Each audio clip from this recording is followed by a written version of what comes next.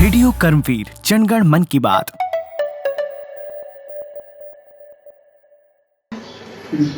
नमस्कार, मैं हूं शौर्य वर्मा। आप सुन रहे हैं रेडियो कर्मवीर।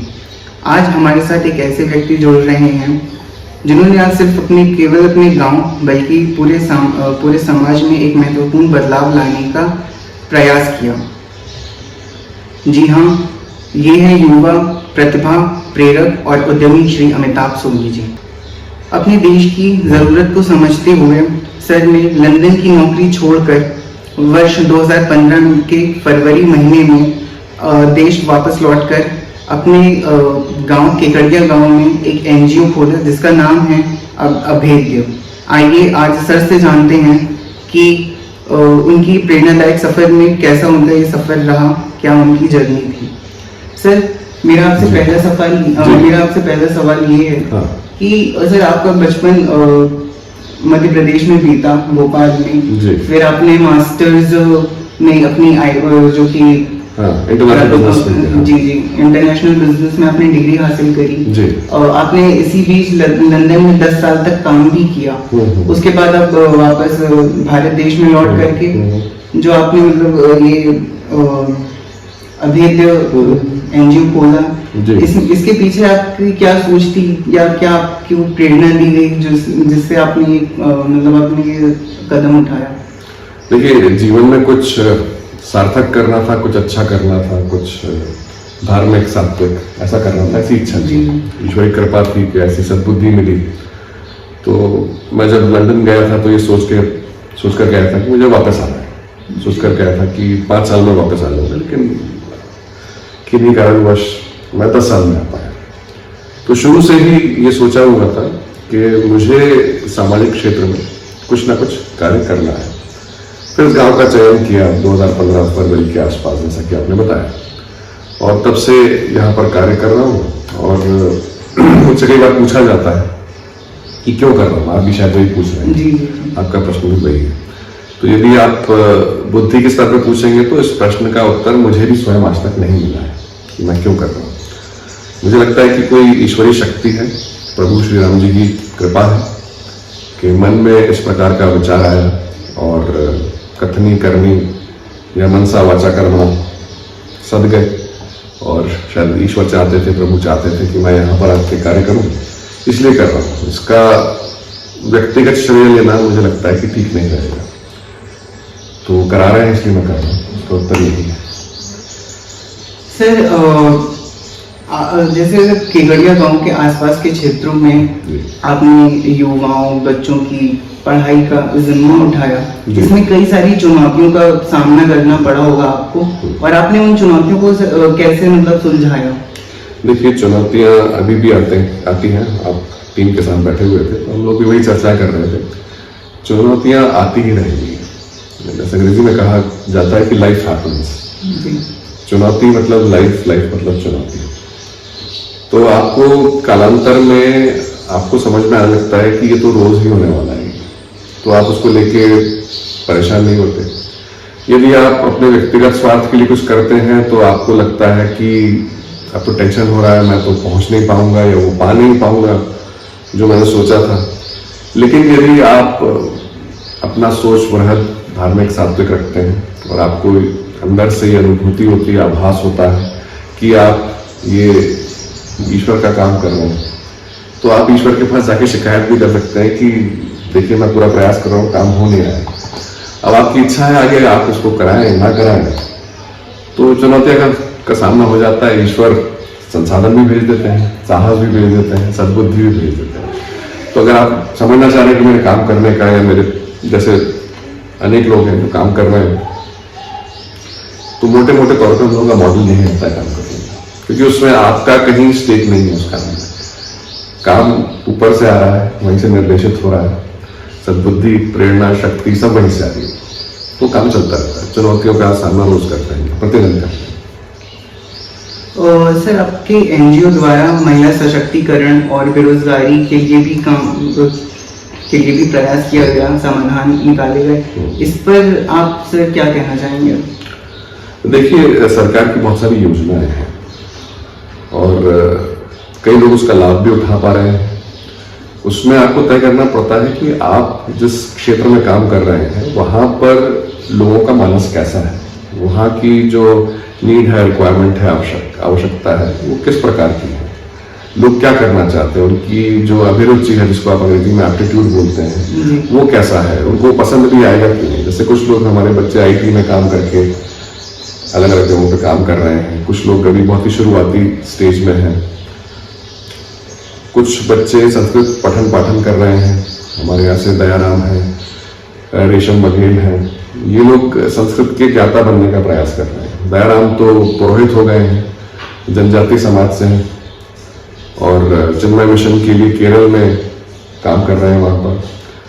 तो आपको हर केस उस व्यक्ति की दृष्टि से भी देखना पड़ता है, उसकी अभिरुचि की दृष्टि से भी देखना पड़ता है कि ये कार्य वो व्यक्ति कर पाएगा कि नहीं। हमारे ऊपर सरकारी कर्मचारी की तरह बाध्यता नहीं होती कि आपको ये टारगेट पूरा करना है। जी सर। तो हमारे पास ये फ्लेक्सिबिलिटी रहती है, ये लचीलापन रहता है कि हम व्यक्ति से वार्तालाप करें, उसको समझें कि वो क्या कर सकता है। कई सारे बच्चे पीएससी यूपीएससी की तैयारी कर रहे हैं, तो उनसे भी हम लोग सतत संपर्क में रहते हैं। कुछ बच्चों को हम इसमें भेज रहे हैं कि भाई आप टाइल्स का काम कीजिए, आप जो फ्लोरिंग होती है आप उसका काम कीजिए, आप आगे चलकर कॉन्ट्रैक्टर बनिए। एक प्रयास ये भी है कि गांव के लोग अधिकाधिक संख्या में गांव को छोड़ कर ना जाए, गांव स्वयं स्वावलंबी बने। वो कैसे हो सकता है? तो इसके पीछे बहुत सारी प्लानिंग होती है, उसके पीछे बहुत सारी चर्चा होती है, उसके पीछे ऑपरेशनल प्लानिंग होती है। मेरा एक सौभाग्य ये भी है कि मेरे पिताजी सेना में थे, तो वहां पर ऑपरेशनल प्लानिंग पे और इम्प्लीमेंटेशन पे बहुत जोर दिया जाता है। तो उसको हम बहुत अग्रेसिवली करते हैं। प्लानिंग वाला पार्ट है, जो इम्प्लीमेंटेशन वाला पार्ट है, उस पर जो फोकस है। तो मुझे लगता है कि कहीं ना कहीं ये सारा जो मैंने सीखा है ब्रिटिश गवर्नमेंट में काम करके, उनका जो इसको आप प्रोफेशनल तरीका होता है जिस तरह से काम किया जाता है, उसमें सुना जाता है कि एक बहुत जूनियर व्यक्ति भी क्या बोल रहा है। वो जूनियर है केवल इसलिए उसको डिस्काउंट कर देना, या ये बहुत जूनियर है इसलिए इसकी बात ना सुनी जाए। हमारी संस्था में ऐसा नहीं होता है। तो ये अलग अलग जगहों से जो मैंने सीखा है उसका क्रियान्वयन हम यहाँ पे भी करते हैं। उसके परिणाम आते हैं, परिणाम बहुत अच्छे आए हैं। हम हर जगह सफल हो गए ऐसा भी नहीं है, हर जगह हम लोग अच्छा कर रहे हैं ये भी नहीं है। बहुत फेलियर्स होते हैं, असफलताओं का सामना करना पड़ता है। तो एक मिला जुला स्वरूप रहता है, और उसमें जो एक स्किल है वो ये है कि आपका जो रेजिलियंस है, आप किस तरह से स्ट्रेस को, तनाव को, फेलियर्स को डील करते हैं, वो भी सामने आता है। आप कई बार सुन चुके होंगे लोगों से कि भाई आप लगे रहो, आप करते रहो, तो परिणाम आते रहते हैं। जी। सर मेरा आपसे अगला सवाल ये है कि आपने लंदन में जिस भी कंपनी में आप काम करते थे, तो सर वहाँ पे भी आप किसी सामाजिक कार्य से जुड़े ही रहे। तो सर आपने जो वहाँ पे अनुभव जिया, या आपने जो भी अनुभव आप वहाँ से ले करके आए, आपने उसको ये अपनी एनजीओ जो अभेद है, आपने उसको खोलने में मतलब उसने आपको किस तरीके से, उस अनुभव ने आपको किस तरीके से सहायता करी? देखिए, लंदन की ये विशेषता है कि वहाँ पर अब अधिकांश जो लोग रहते हैं वो दूसरे देशों से, दूसरी सभ्यताओं से आए हुए रहते हैं। तो लंदन आपको एक्सपोजर देता है कि ईस्टर्न यूरोप का व्यक्ति, या साउथ अमेरिका का, या नॉर्थ अमेरिका हो गया, या फार ईस्ट जिसको बोलते हैं, या मिडिल ईस्ट, हर तरह के लोग आते हैं वहाँ। तो आपको वहाँ पर एक एक्सपोजर मिलता है लोगों को, अलग अलग सभ्यताओं को समझने का। नंबर 1। नंबर 2 ये कि मैं ब्रिटिश सरकार में काम करता था, उनका जो समाज कल्याण विभाग है उसमें काम करता था। तो वहाँ पर बहुत ही डेडिकेटेड लोग आते हैं, उनकी प्रेरणा यही होती है कि हमको सेवा करनी है, उस तरह के लोग आते हैं वहाँ पर। लेकिन उसमें कॉर्पोरेट जो कल्चर है, कॉर्पोरेट प्रोफेशनलिज्म है, उसका भी समावेश होता है वहाँ पर। तो किसी भी लक्ष्य को तय करने से पहले ये तय करना कि हम ये क्यों करना चाहते हैं, और पूरी टीम तक ये संदेश पहुंचे कि इस ऑब्जेक्टिव, इस लक्ष्य तक हम कैसे और क्यों पहुंचना चाहते हैं। तो वहां पर फॉरवर्ड प्लानिंग पे कहा जाता है कि जापान में और अधिक होती है फॉरवर्ड प्लानिंग, लेकिन इन सभ्यताओं में हर उस पहलू पर विचार किया जाता है कि यदि हम ऐसा करेंगे और ऐसी परिस्थिति हुई तो हमारा प्लान ए है, प्लान बी क्या रहेगा, प्लान सी क्या रहेगा, उसको लेके रिसोर्सेज कहाँ से आएंगे। प्रोजेक्ट मैनेजमेंट पर बहुत ध्यान दिया जाता है। तो उस सब वातावरण में काम करके ये समझ में आता है कि यदि आप बहुत सजे हुए दिमाग से काम करते हैं। यदि आपको स्पष्टता है कि आपको अंतिम परिणाम जो है वो क्या चाहिए, आपको आप क्या चाह रहे हैं उससे, तो काम में बहुत आसानी होती है। ये मैंने वहां पर जाके सीखा है। भारत में भी बहुत परिवर्तन आ रहा है, ऐसा नहीं है कि हमारे इधर ऐसी संस्कृति नहीं है, वैसा वर्क एनवायरनमेंट या कार्यशैली वैसी नहीं है, ऐसा नहीं है। लेकिन मुझे लगता है कि अभी भी वहां से सीखने के लिए बहुत कुछ है। जी जी सर, भारत में सोलर एनर्जी का बहुत चाल चलन अभी चला है। जी उससे सर प्रेरित होते हुए क्या आपने एनजीओ द्वारा केकड़िया गांव में जो आपने सोलर पैनल लगवाए, इसकी आपकी प्रेरणा कहाँ से आपको हासिल हुई और आपने इसमें आगे आप और क्या कार्य करना चाहेंगे? क्या आप इस पर कुछ बताना चाहेंगे? हाँ, देखिए, देश भर के गांवों में बिजली की समस्या रहती है, ये किसी से बात छिपी हुई नहीं है। अब बहुत छोटा सा उदाहरण देता हूँ, मेरे ख्याल से आपके जो श्रोता हैं या दर्शक हैं उनको भी समझ में आएगा। आप हम लोग जहाँ बैठे हैं, हमारी आईटी लैब है। अब हमारे यहाँ बच्चे आते हैं पढ़ने के लिए, कंप्यूटर्स का उपयोग होता है और इसमें वीडियो भी देखे जाते हैं। कई हम ट्रेनिंग प्रोग्राम यहीं पर रखते हैं, मल्टीमीडिया का भरपूर उपयोग होता है। खास करके जो बच्चियाँ आती हैं, हमारी जो बेटियाँ हैं, उनके पास समय सीमित होता है क्योंकि वो पढ़ाई के अलावा घर का काम भी करती हैं, बहुत छोटी उम्र से करती हैं। खाना भी बनाना होता है, बर्तन भी मांजने होते हैं। तो अगर आपने उनको 1 घंटे के लिए बुलाया है और उस 1 घंटे में यदि बिजली चली गई तो वो पूरा व्यस्त चला जाता है आपका कार्यक्रम, क्योंकि वो उठ के फिर चली जाती है। वो छोटे बच्चों को, अपने भाई बहनों को भी देखती हैं, जिसको अंग्रेज लोग बेबी सिटिंग कहते हैं, वो बच्ची वो भी करती है। तो जब से हमने यहाँ पर सौर ऊर्जा का उपयोग किया है, हमारे जो 2 स्कूल हैं वहाँ पर भी सौर ऊर्जा से कार्य हो रहा है। ग्रिड से उसका कोई लेना देना नहीं है, पूरा बैकअप रहता है। तो हम बहुत सधे हुए कार्यक्रम कर पाते हैं उस सीमित समय में जब वो बच्चियाँ आती हैं। भैया या जिनको बालक हम बोलते हैं वो भी आते हैं, तो उनके समय का, हमारे समय का सदुपयोग उस समय में हो जाता है। हमारी ये बाध्यता नहीं होती कि अभी तो बिजली आई नहीं है, हम कब करें, कैसे करें। आने वाला समय जो है वो वैकल्पिक ऊर्जा को खोज ही रहा है उसमें, क्योंकि भारत में प्रकाश काफी रहता है सूर्य का, तो वो समस्या नहीं है। कई देशों में ये इतने अच्छे से काम नहीं कर पा रहे, लेकिन हमारे देश में कर रहा है। और हम जहाँ बैठे हुए हैं, ये हमारा सामुदायिक भवन है, हमारा कार्यालय भी है। विगत 3 वर्षों से यहाँ पर हम पूरी जो सौर ऊर्जा है उसका फायदा उठा रहे हैं। और जैसा कि आपने बोला, ये तो सर्वविदित है कि जो भविष्य है ये वैकल्पिक ऊर्जा जो है, आपको उससे काम चलाना पड़ेगा। आप जिस तरह से अभी ऊर्जा का आवंटन कर रहे हैं उससे आप बहुत लंबे समय तक नहीं कर रहे हैं। सर, आपने केकड़िया गांव में रोजगार के लिए भी काफी काम किया है। तो सर, इससे जो लोकल समाज है, नॉर्मल पीपल जो आपसे जुड़ रहे हैं, इसमें सर आपको मतलब जो भी आप लोगों से जुड़े हैं, सर समाज से, मतलब जो भी समाज के लोग आपके एनजीओ से जुड़े हैं, तो सर आपने क्या एक समाज में कुछ बदलाव देखा? आपने जितने भी अभी तक जो भी प्रयास किए अपने एंड से, तो आपको इसमें कुछ क्या लगता है? इस पे आपको क्या कहना है? देखिए, आप जब सामाजिक कार्य करते हैं तो उसमें खट्टे मीठे अनुभव, सफलता, विफलता, ये सारी चीजें आती हैं। सब लोग आपको पसंद नहीं करेंगे, क्योंकि आप जब संस्था का आपका जब काम फैलता है तो यहाँ के जो शक्ति के समीकरण होते हैं, गाँव की बात नहीं कर रहा हूँ, बृहद पंचायत या अनेक पंचायतों की बात कर रहा हूँ, तो वो गड़बड़ाने लगते हैं। तो वहाँ पर लोग आपका सीधे तौर पे या किसी घुमावदार तरीके से आपका विरोध भी करते हैं, तो वो भी होता है। लेकिन मुझे लगता है कि उसमें आपको विचलित होने की आवश्यकता नहीं है, आपकी टीम को विचलित होने की आवश्यकता नहीं है। आप जो कर रहे हैं उसको आप अच्छे से करते रहें। और मेरा मानना ये भी है कि अंग्रेज लोग ऐसे बोलते हैं कि a lot of work has to be done aggressively and very aggressively it has to be good work that needs to be done। तो यदि मैं केवल ये बोलता रहूं कि अच्छा ही हुआ है हमेशा और अच्छे लोग ही आते हैं और हमारी प्रशंसा ही होती है, ऐसा नहीं है। कई लोगों को पसंद नहीं आता हमारे काम करने का तरीका या हम लोग निर्णय जो लेते हैं, लेकिन हम लोग प्रयास नहीं करते हैं कि गांव की जो एक टीम बनी हुई है वो निर्णय ले, मैं बाहर से आकर ना बताऊं।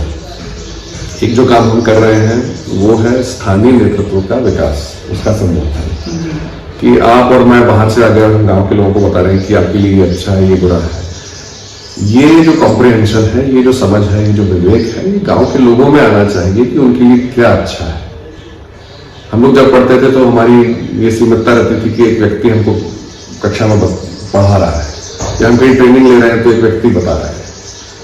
अब वैसा नहीं है। गुरु शिष्य परंपरा का मैं बहुत सम्मान करता हूँ, लेकिन उसमें जो पढ़ाने का जो तरीका है वो यही है कि आपको एक व्यक्ति पढ़ा रहा है। अब आपके पास YouTube है, आपके पास दूसरे साधन है सीखने समझने के, और मुझे ऐसा लगता है कि उस सब का लाभ उठाकर जो गाँव का भी जो विवेक है, जो उनका सम्मिलित विवेक है, उसकी जो शक्ति है, उसका संवर्धन होना चाहिए। तो हमारा जो काम है, उसकी जो दृष्टि है, उसकी जो प्रेरणा है, वो ये है कि गांव के व्यक्ति को बाहर से किसी की आवश्यकता नहीं पड़नी चाहिए। और गांव मतलब केवल एक समाज नहीं हो गया है, ये मैं बृहद स्तर की बात कर रहा हूँ। और यदि आपको भारत को समझना है तो आज भी जो भारत है, जो हमारे वेदों में है, पुराणों में है, हमारी सभ्यता का आधार रहा है, मेरुदंड रहा है, वो यही समाज रहा है।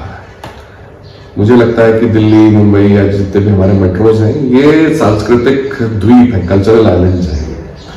यहाँ पर क्या हो रहा है, यहाँ की व्यवस्थाएं कैसी हैं, क्या हम वैसा बनना चाहते हैं? मुझे नहीं लगता है कि हमारे गांव को दिल्ली या इंदौर या भोपाल बनना है। उनको खुद को खोजना होगा कि वो क्या बनना चाहते हैं, किस दिशा में जाना चाहते हैं। तो प्रयास ये रहता है कि स्थानीय नेतृत्व उस तरह का हो कि वो तय करे कि उनको कहाँ जाना है, कैसे जाना है, क्यों जाना है। जी सर, मेरा आपसे आखिरी और अंतिम सवाल ये है कि आपकी क्या योजनाएं हैं गाँव को लेकर, समाज को लेकर, अपने केकड़िया गाँव को लेकर, और उससे भी ऊपर सर अपने NGO को लेकर के आपकी क्या योजनाएं हैं भविष्य में, आप उन्हें कैसे साकार करना चाहेंगे, इस पर आप क्या कहना चाहेंगे? देखिए, हम लोग प्रयास ये कर रहे हैं कि अभी हम कुछ 15 पंचायतों में हम लोगों का काम चल रहा है अलग अलग स्तर पर। कुछ समाज से पैसा आता है या रिसोर्सेज आते हैं या संसाधन आते हैं, कुछ CSR से आता है।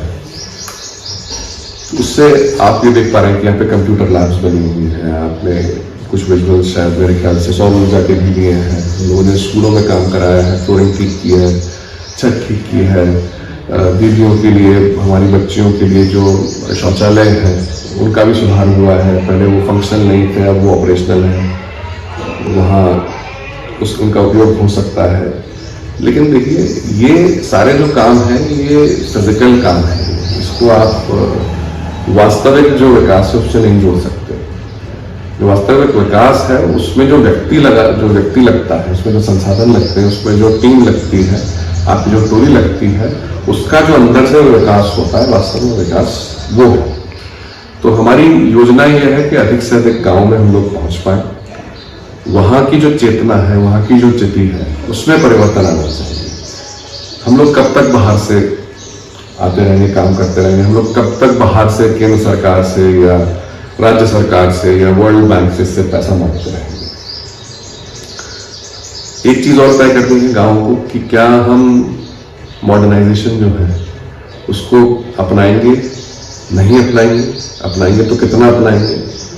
तो ये सारे जो फिल्टर्स हैं, ये गांव की जो चेतना है जिसका हम निर्माण करने का प्रयास कर रहे हैं इस भूभाग के परे जाकर भी, तो उनको तय करना है कि इसको कैसे करना चाहिए। ये कुछ दार्शनिक प्रश्न हैं जिनका उत्तर समाज को अपनी चेतना से ढूंढना होगा। ज्ञान बहुत है, आज इंटरनेट पे आप जाएंगे तो आप आर्टिफिशियल इंटेलिजेंस की ओर जा रहे हैं। अब ऐसी मशीन लर्निंग हो गई है कि हमको क्या करना है ये बहुत सोचने का प्रयास नहीं करना पड़ेगा, मशीन ही आपको बता देगी कि आपकी स्ट्रैटेजी होनी चाहिए। डेटा ये सजेस्ट कर रहा है, आपकी जो संस्कृति है वो भी बदलने लगेगी। तो हम उस तरफ जा रहे हैं, ना चाहते हुए हम उस तरफ जा रहे हैं। लेकिन मेरा बार बार मैं जिस शब्द का प्रयोग कर रहा हूँ वो है चेतना। वो चेतना हम कितनी बदल पाते हैं और वो सर्वहितकारी कैसे हो सकती है, उसमें अधिकाधिक लोगों का लंबे अंतराल के लिए हित कैसे हो सकता है, ये सारे प्रश्न हैं। इनको हमने अभी तक डिकोड नहीं किया है, इसके उत्तर हमको भी नहीं पता है। कालांतर में अगले 10 साल में आपके पास रोबोट्स आ जाएंगे जो आपकी मैकेनिकल काम है वो करने लगेंगे। तो अगले 10 वर्षों में बहुत बड़ा परिवर्तन आने वाला है। क्या हम उसके लिए तैयार हैं कि नहीं, हम लोग उन प्रश्नों पर विचार कर रहे हैं। एआई जो है वो गांव की जो व्यवस्था है उसको कैसे बदलने वाला है, हम लोग उस पर विचार कर रहे हैं, उसको एंटिसिपेट करने की कोशिश कर रहे हैं। हम लोग हमेशा ऐसे मित्रों से, ऐसे प्रोफेसर से, ऐसे रिसर्चर्स से बात करते रहते हैं। मेरा जो नेटवर्क है, मेरे जो मित्रों का नेटवर्क है, उसका हम प्रयोग करते रहते हैं कि अगले 50 साल में जो हमारे शहर हैं, हमारे जो ग्राम है, वो किस प्रकार के होने वाले हैं। तो मुझे नहीं पता मैंने आपके प्रश्न का उत्तर दिया कि नहीं, लेकिन मोटे तौर पर मैं ये बोल रहा हूँ कि हमको बहुत सारी चीजें पता नहीं है, किसी को नहीं पता होती। वो लोग जो बोलते हैं कि ऐसा होने वाला है, हम ऐसा कर देंगे, मुझे लगता है या तो उनको पता नहीं है या वो झूठ बोल रहे हैं। जी सर, आपका जवाब काफी अच्छा था, धन्यवाद सर। आपका धन्यवाद। जी सर। ऐसी जानकारी पूर्ण कार्यक्रमों के लिए हमारे साथ जुड़े रहिए रेडियो कर्मवीर 90.0 FM पर, जो करता है जन गण और मन की बात। आओ हम सब थामे हाथ, गांव शहर की करेंगे बात, खेतों और खलियानों से जुड़कर करेंगे जनगण मन की बात। 90.0 FM रेडियो कर्मवीर सुन रहे हैं आप, रेडियो कर्मवीर जनगण मन की बात, रेडियो कर्मवीर हम हैं आपके साथ, रेडियो कर्मवीर जनगण मन की बात।